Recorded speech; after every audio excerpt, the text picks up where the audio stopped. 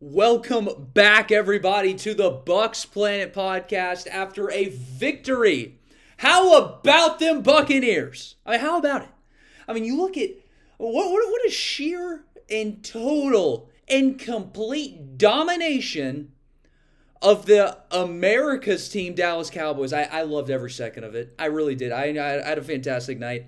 The only bad part was the red zone offense a little shaky over there, and then obviously there were some injuries, which we're going to discuss all of them right now. But what a game! First of all, there was a lot of question marks when Todd Bowles was picked to be the head coach instead of Byron Leftwich. They were both considered head coaching candidates. Byron Leftwich was the offensive coordinator, still is. Todd Bowles last year was the defensive coordinator. And it was kind of interesting. We went with Todd Bowles, who's already a previously failed head coach, but it was with the Jets, so it's kind of, you have to take that with a grain of salt.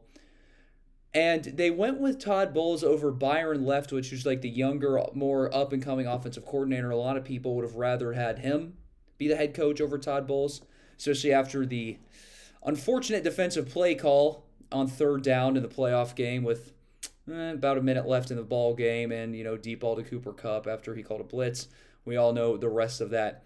But after today, it's over. This was a fantastic move by the Buccaneers to pick Todd Bowles, because I didn't realize how important that he is for this defense until I watched this game. That game plan that Todd Bowles put on the Cowboys, and I'm going to say, the Cowboys had a lot of injured receivers, injured offensive line, blah, blah.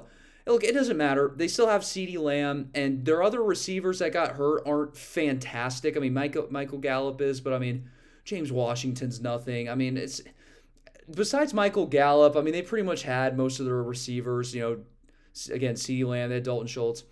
The game plan that Todd Bowles put on Dallas on Sunday night that we just witnessed is on par. It's the best game plan he's had since Kansas City, and I think it's time that the Bucs pick a guy who's very relatable to these players, and that is Todd Bowles, who, of course, played in the NFL for a little bit as a defensive back, and he was the great move. You saw that game plan. Holy cow. And look, the offense is going to be fine. You have Brady, and then luckily Leftwich came back, but as long as you have Brady, the offense is going to be fine. Now, obviously, we're not going to have Brady anymore after this year, but I like the move getting Todd Bowles to be the head coach. The defense, his defensive his schemes and his game plans are very good. Does that mean he always has good coaching games? No, right? But that game plan on Sunday night, that was just to stick it to you, because this is pretty much the same defense as last year, except we made some fantastic free agency signings that all had good games. Logan Ryan was out there, and there was a guy that wasn't out there that's normally out there for us on the secondary. Oh, have you heard of him? His name's Sean Murphy-Bunting. Oh, what a coincidence. The Bucs allow the fewest amount of points they've ever allowed in the past, I don't know how many years. They only allow 3 points. And coincidence that Sean Murphy-Bunting wasn't in the secondary? I don't think there's a coincidence. Sean Murphy-Bunting played 16 snaps, and every single one of them was on special teams, not a single on defense. Did not log a single defensive snap. That's fantastic. I don't even know who this team is actually on defense. I was so fired up. I'm watching the TV, and I was like, oh my gosh, that guy was blanketing CeeDee Lamb. What a pass deflection on a slant route. I was like, who's covering him? Oh, Jamel Dean? Jamel Dean looked like Deion Sanders out there on Sunday night. Who the hell is that guy?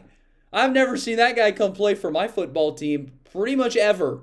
He had probably the best game I've ever seen him play. And then Carlton Davis is a top 10 corner. He's been a top 10 corner.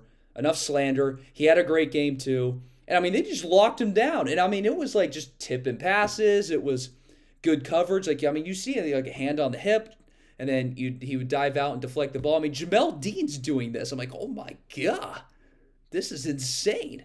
Who is this team? And then Logan Ryan, who, played kind of the slot corner hybrid safety position. Knocked it out of the park. He maybe didn't come up as much on the stat sheet, but normally they would put Sean Murphy-Bunting in that spot. And I guarantee you at that point, his numbers would have come up on the stat sheet, not a good way. I think the tackles would go way up because he was going to give up a lot of catches. So the defense is outstanding. The pressure was good. Joe Tryon, man, is good. And I was kind of disappointed to see he didn't get a sack, but he was so close each time. Shaq Barrett looked good. I mean, his pressure, both of their pressure rates were actually really high. It was kind of a slow start, I thought, for Vita Vea and Akeem Hicks in the run game. Zeke averaged over 5 yards per carry. But it got better as it went on. Vita Vea ended up getting a sack, and overall, I mean, it was insane. It was insanity. Winfield got a pick that Carlton Davis would have had that interception too. They literally was one of the worst ones I've ever seen in my life.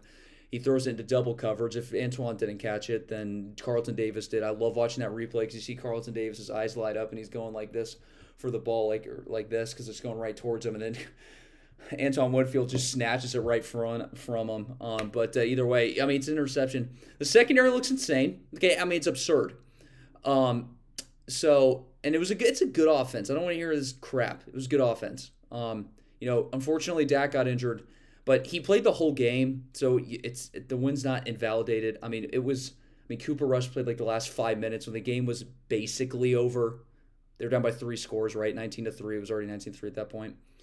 So now let's move on to the offense and talk about Tom Brady. So Tom Brady did not have fantastic game, but he didn't have a bad game either. On the stat sheet, it doesn't look great. 1 touchdown, 1 pick. He was like, his completion percentage was fine, but he only had like 190 passing yards or something.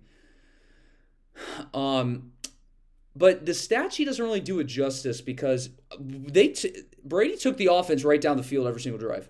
I mean, we only punted, I swear, 2 or 3 times the whole game. It was when you got into the red zone that there started to become issues. I don't know why, but the offensive line was just not blocking in the red zone. You'd get to the red zone, and then it's like, all right, fantastic, we're in the red zone. And then the offensive line's like, all right, peace out, see you later. I don't know why. I mean, you'd run the ball. I mean, that 3rd and 1 play where nobody blocked, I mean, it was just stupid. It was stupid. And then obviously the main issue that I am concerned about, there was one issue I had with this game. It's actually a pretty big issue too, is that, starting left tackle, Donovan Smith goes down injured, and he's, yelling, it's not looking good, he has to go over there. Okay, now we know, I'm not going to scare anyone, so we know what the injury is. Okay, he did not, dislocate his elbow, it was all fine. He just hyperextended it. The x-rays were negative, so he's on paper, he's fine. He can play, but obviously there's a lot of swelling. It's going to hurt. His elbow essentially, it's like getting knocked and getting bent the other way. Obviously that hurts, takes multiple, probably a few weeks to come back from, but I mean, in the NFL, it's kind of I might want to start playing. So that they heal a lot faster than we do. And let me just say this.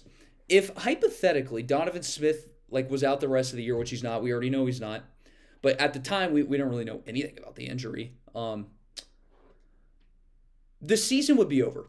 I'm just going to say it because that position is so important. A lot of people forget because a lot of people, I've talked to a lot of Bucs fans about this. Donovan Smith used to be awful when we had Jameis Winston, and now he's good, and it's kind of this weird phenomenon that nobody understands. But he is good.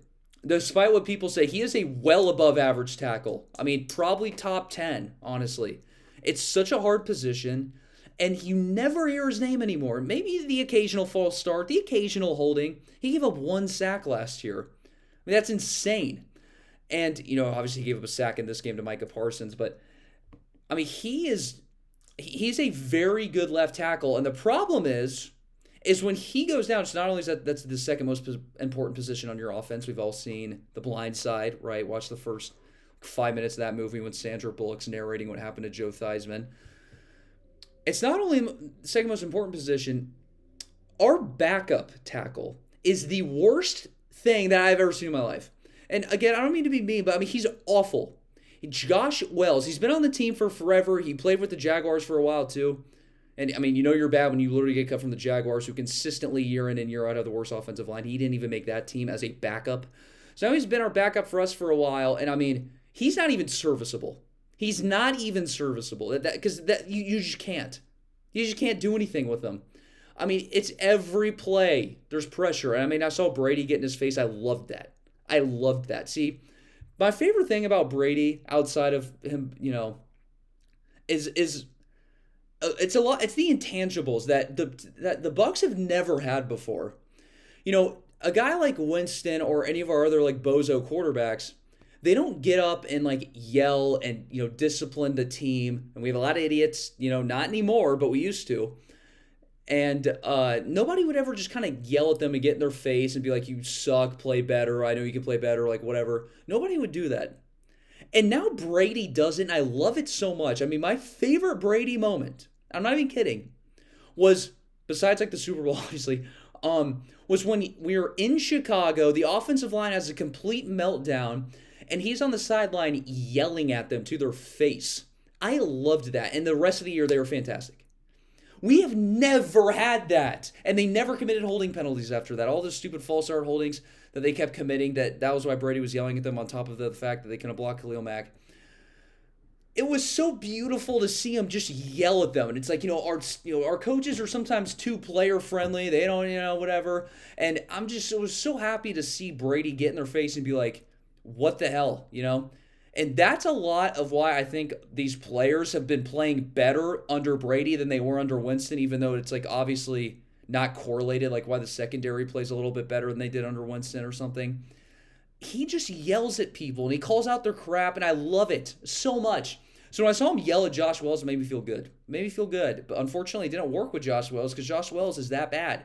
Okay, it doesn't matter if you ignite a fire in him, because it's like there's nothing there. Like, you can ignite a fire in a blank room that has no wood, that's made out of concrete. Nothing's going to happen. Okay, everyone else is made of wood. He's made of concrete. Okay, there's nothing to catch fire with. So he's awful, and the season would literally be over if he had to start the rest of the year. I mean, what are you supposed to say? I'm going to say this too. Donovan Smith better be back this week, because we're losing to the Saints if we have Josh Wells in there. I'm not kidding. Because let me explain to you guys something. So Cameron Jordan, who has historically been very good against Donovan Smith, and a little bit of Tristan Wirfs, not as much Tristan Wirfs, but he always, gets a couple sacks when he plays us. Okay, then we have the two rookie, I say rookie, one of them's an actual rookie, the other one's just never played in the NFL before. Interior lineman with the center, Robert Hainsey, and then the actual rookie, Luke Gedeke, who's the guard. Okay, this is what the Saints are going to do. If Donovan Smith is out and they put Josh Wells in the whole game, they are going to put Cameron Jordan on Josh Wells the entire game. And then next to him, they're going to put the really good defensive tackle, Marcus Davenport, and they're going to put him on the rookie Gedeke. And so we're basically going to have like these two, all-pro level defensive pass rushers against those two idiots. No offense. And, which, by the way, I actually like Luke Gedeke, but the issue is now you have a whole left side of your offensive line is like rookies. Like, he needs Donovan Smith to kind of help, double block every now and then to help him, like, kind of where the pass protection is. Without that, you can't. It's not even really Gedeke's fault. It's unfortunate, especially when the Saints are going to put their two best pass rushers against both of them. And it's going to be a absolute crap show if Brady's back there, Cameron Jordan on Wells, and then Davenport on Luke Gedeke, and he just has to sit back there and take a beating the whole game, because now we're starting to think about, okay, we're going to lose the game. Okay, it's beyond just losing the game. If Tom Brady gets injured, then you truly have no hope and it's over, right? We all know that. Tom Brady is at serious risk of injury in this next game. And I hate to say that, but when you play a team like the Saints that are historically a horrible organization, they've cheated, they have Bounty Gate, their head coach still got to stay because of unknown reasons. Now, obviously, they don't have Sean Payton anymore, but you have an organization that plays dirty and takes cheap shots like the Saints did against Chris Godwin, like the Saints did in Bounty Gate, right? And, what did we do? Devin White tore Jameis Winston's ACL last year. That effectively ended their season. And I hope them tearing Chris Godwin's ACL, in my opinion, on purpose with how they were tackling that game, was enough to even it out, because they might have a real chance at injuring Brady if Josh Wells is starting at left tackle. And I'm serious about this. I'm not even kidding. I would not put it past that scum of an organization to do that. I hate all their players. Organization sucks. City sucks. Everything sucks. Okay? So I wouldn't put it past them. In fact, I'm actually a little worried about it indirectly. I'm just praying that either Donovan Smith plays or Tom Brady's coming up with a game plan of throwing the ball within a second of snapping it every single play, and that's that. I mean, so that's concerning, but at least Donovan Smith will come back either this game or the next game because he didn't actually injure his elbow. It's just hyper. Okay, I say just a hyperextension. That would probably be like the worst injury of all time for any of us. But for them, like again, there was nothing on the X-ray machine. It's just swelling. It just hurts. He will be fine to either play in this game, let's hope, and definitely the next game against the Packers. So we avoided one there. We can't afford more injuries on the offensive line. We just can't, and especially at the tackles. Okay, those are the anchors, and especially at the left tackle, the blind side, right? The blind side of our right-handed quarterback, the GOAT.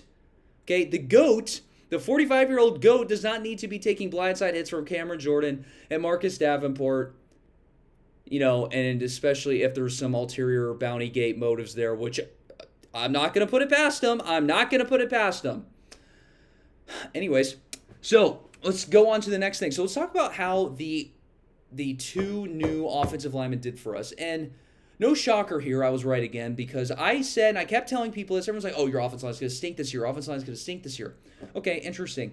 So I kept saying Robert Hainsey and would do fine. I said he would be fine as a center. He would be an average center. He'll get the job done. He's been, this is his second year in the system. He's been practicing. He'll be fine. Every now and then, little dodo moment, obviously, but he'll be fine.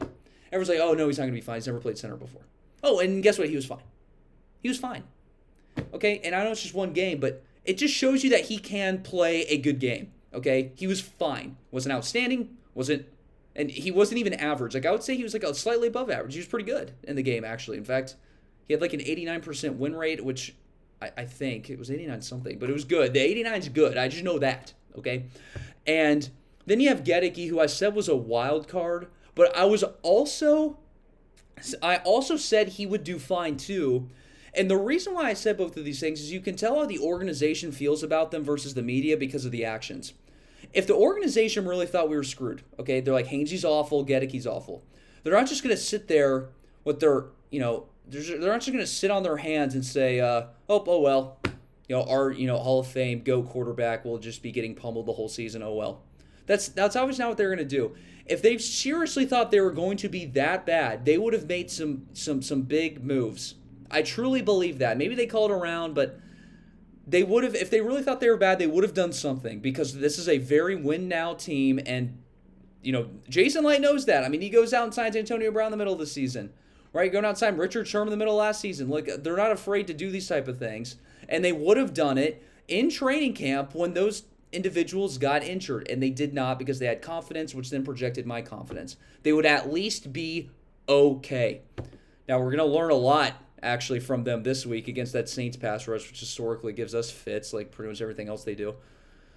But they're fine, and end of conversation.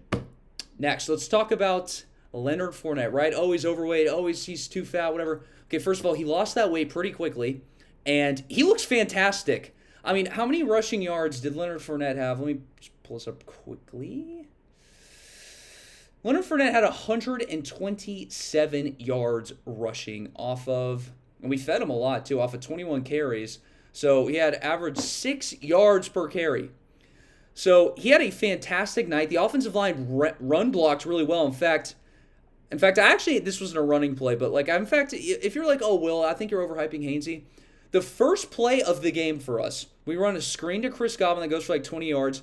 Watch that play again. And look at Robert Hainsey that play. He gets all the way upfield and decks the safety. So if you've had any questions, and I saw that play and I was like, Robert Hainsey's going to be fine, just like I've been saying, and like the organization's been saying. He just goes out there, and his first play, he's already getting, blocking his first guy, getting way off his, the second level, going into the third level, really, if you think about it, and decking the safety, and that helped allow for the big run, right? Or the big screenplay. But going back to Leonard Fournette now, the offensive line had a great game run blocking. It was one of their best probably ever. That's one of the best rushing games we've had in a while. It was just a consistent, good running attack. It wasn't just like, okay, Fournette had like that 140-yard run that like inflated the rushing stats. It was, kind of inefficient after that. It was a very efficient run game that I haven't seen the Bucs do in a long time. And a lot of that was because the pass protection was not fantastic from the offensive line because of Josh Wells, by the way. It was fine up until then. Brady looks good. He's fine. His arm's just as lively as it was. Hit that beautiful deep ball to Julio Jones. It was the most beautiful thing I've ever seen, especially as a Bucs fan, seeing Brady to Julio Jones for the Bucs. Like, it's just like a weird thing to think about. It was awesome to see. Hopefully we get to see it more. Mike Evans, I mean, there's nothing to be said. I mean, he just goes out there and makes one of the greatest one-handed catches in the history of the NFL, and it's just like, yeah, Mike Evans, just classic Mike Evans, Mr. Consistent, he's going to go in the Hall of Fame. I'm just going to say it right now. If you're not including Brady, I mean, he is the best offensive player that has ever walked through the doors of Tampa Bay. I mean, he really is. He is great guy off the field, fantastic Hall of Fame level receiver. I mean, he's consistent. He's just one. I just love him so much. Now, they played Chris Godwin, and I advised against that on my Snapchat story. I was like, I don't know why he's playing. This is only 8 months removed from ACL surgery. He's practiced in a non-contact jersey every single practice. I don't know why they're putting him out there. But I was kind of stand corrected because he goes out there and they do a screenplay, first play, and he looks like fantastic. In fact, he stiff arms a Cowboys defender to the ground. I was like, okay, I guess you are back. I mean, my bad. Now, unfortunately, he did get injured kind of badly, right? He had a hamstring injury. Now, he didn't tear it, but he's considered week to week, which means he's definitely not going to play this week. And so it was kind of interesting to see that the injury was not related to the knee at all and that his knee's fine. But he did get injured in a different aspect, obviously. So I guess that was just kind of bad luck, but he'll be fine. Hamstring injuries, they can come back from. It's just, again, week to week. So he'll be fine probably, for the Packers or Chiefs game, I would imagine. Julio Jones had, I guess, I just read the injury report, which, by the way, is, way too lengthy. In fact, when you read the injury report, don't look too much into it because, the Bucs have a weird kind of mantra with their injury report because we have a lot of older players. We're a differently run team because of our, player personnel than a lot of other teams. So we, for instance, give our players, just rest days. Tom Brady's listed on the injury report, even though it says non-injury day of absence, right? He's obviously not injured.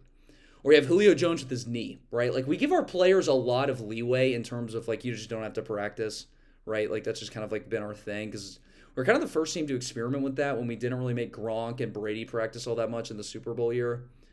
And it worked out for us, and now a lot of other teams are copying it. But, that's just kind of our thing, So it's Julio Jones is slightly, so there's a slight, 1% amount of pain in his knee, and they're just yeah, just don't practice. Who cares? You're Julio Jones. Just come to one practice a week, one full-speed practice, go through a walkthrough, study the film, and then you're good to go. And then they are every single time. So I'm not worried about that. Mike Evans with his calf injury, right? He missed a drive because of that. That was something to kind of take note of, but he'll play. Okay, give me a break. It's another one of those things. It's he'll play. They're just giving him some time off. A little bit of a calf strain, okay. And then Godwin and Russell Gage, I would be a little concerned with because Russell Gage had a hamstring injury before this game. He didn't look that great in the game. He only really had one catch, I believe. But he wasn't even really supposed to play in the game because of the hamstring. So I don't know if he's going to play. I would say that's truly 50-50, questionable. And then Godwin, I would say, is doubtful. And then the rest are going to play. Okay, and then Donovan Smith, obviously, is also kind of 50-50. So Donovan Smith needs to play. So, yeah, so then obviously Donovan Smith's on the injury report, and that's truly up in the air. Let me see who else is on the injury report that I'm not. Oh, Fournette with his hamstring. He kind of came up limping weirdly on one of the last runs of the game. Thought it was weird, but I think he'll be fine. Just again, kind of just give him a little bit of time off. Zion McCollum, the corner, 6th-round pick. He's not going to play. He has some weird hamstring. Rashad Perryman, again, they said he has a slight knee injury. This is the stuff you have to look at and say, okay, I mean, give me a break. Okay, let's see how many players. 1, 2, 3, 4, 5, 6, 7, 8, 9, 10. So we have 10 players on the injury reserve list, which is absurd, probably the most in the NFL. And then it's okay, let's talk about the players who were actually injured. So Tom Brady's literally just says on the thing, not injury related. Mike Evans, he'll be fine. Leonard Fournette, he'll be fine. They have Tristan Wirfs on here for abdomen. and he hurt that in training camp, and he played fine the whole game yesterday or on Sunday night. So he's obviously going to play again, so he'll be fine. Julio Jones with his knee, he'll be fine. Russell, okay, that's actually questionable. I would say Russell Gage, Chris Godwin, Zion McCollum, and Donovan Smith are the ones that are actually probably injured, and then Rashad Perriman, he'll be fine. So those are the ones that are actually injured. And then out of the ones that actually matter, you can just throw Zion McCollum out of there. So we really only have, no offense, we only have 3 players that actually matter that are injured. So Russell Gage, right, week-to-week hamstring. Chris Godwin, week-to-week hamstring. And then Donovan Smith obviously had his hyperextended elbow. So that's pretty much that. So the Saints. Oh my God, here we go. Here we go again with this crap. They have to win this time. I think when Brady tweeted there was unfinished business, I believe some of that was to beat the Saints in the regular season, even though they did it in the playoffs and prove that we are the better team than them when the game actually matters, but that's okay. He wants to beat the Saints in the regular season. No team's quite had his number like they have, and to be honest, no team's quite had our number like they have. Maybe the Rams, but not as badly.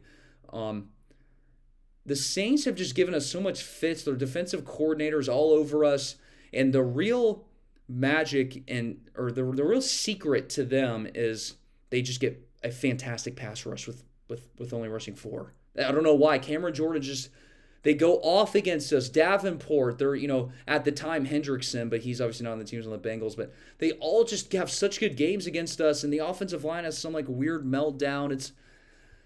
It's just no good, and we need to be fully healthy. Donovan Smith needs to play. Can we just beat them? I hate them. We all know how I feel about them. There's nothing specific to the game plan, except run the ball. They need to run that ball Fournette, man. That was quite the run game that we haven't seen from the Bucs in years. That efficiently of a run game. That's not just based off of one long run. So I believe that the Bucs, if Donovan Smith plays, I think we'd win. I think it's finally time. The Saints should have lost to the Falcons. That was one of the biggest choke jobs, as usual, by the Falcons. They never failed to deliver one of those, but they looked awful in that game. Jameis only had 50 passing yards until the fourth quarter. So, I believe if the defense can look how it did, and Todd Bowles can game plan how he did in the Cowboys game, we're going to have a chance. We're the better football team than the Saints. The Saints are not very good. Now, that doesn't mean that they won't beat us or that they can't beat us, right? They can. Divisional games are weird. There's a lot of fluke, emotions and adrenaline. The Bucs need to not have any reactionary stupid stuff happen. It's gonna be really loud in there, right? It's, their stadium. It's just one of the louder stadiums. It's a team that we hate. There's going to be a lot of unsportsmanlikes flying around from their side, and we just cannot let it get to our heads. Mike Evans, right? Marshawn, just focus on being Mike Evans. You're a better wide receiver than he is corner, okay? You can beat him, okay? It's mental. A lot of it's mental. The adrenaline, the pressure. I think a lot of that has to do with why the Bucs lose to the Saints rather than pure X's and O's. They lost 9-0 when it was in Tampa, right? They're obviously better than that. It's just so much mental. A lot of coaching too, obviously, but I don't know. They need to beat the Saints. This is a critical game because if you beat the Saints and you're 2-0, then right, you play 2 hard teams, the Packers and the Chiefs. You're in a really good spot for if you have to drop one of those 2 games or something. So I don't know, man. It's gonna be tough, especially with Donovan Smith out. You seriously, again, with the whole Brady getting injured thing, I wouldn't put it past him. That's all I'm saying. So hopefully Donovan Smith ends up playing and. Overall, the Bucs had a great week, I would say. The red zone offense looked awful, but I think it'll get better. I really do. I think it was just a lot because, the offensive line became weird. Donovan Smith goes down. I think that, personally, it was just a fluke game for the red zone offense. I think that'll just naturally get better because we just know this offense is good. The defense looked fantastic. I loved it. And so I hope that can keep up, and I hope the Bucs can beat the Saints. So I'll see you guys next time. Here we go against the Saints again, but I think we got it this time. I believe. All right? Go Bucs.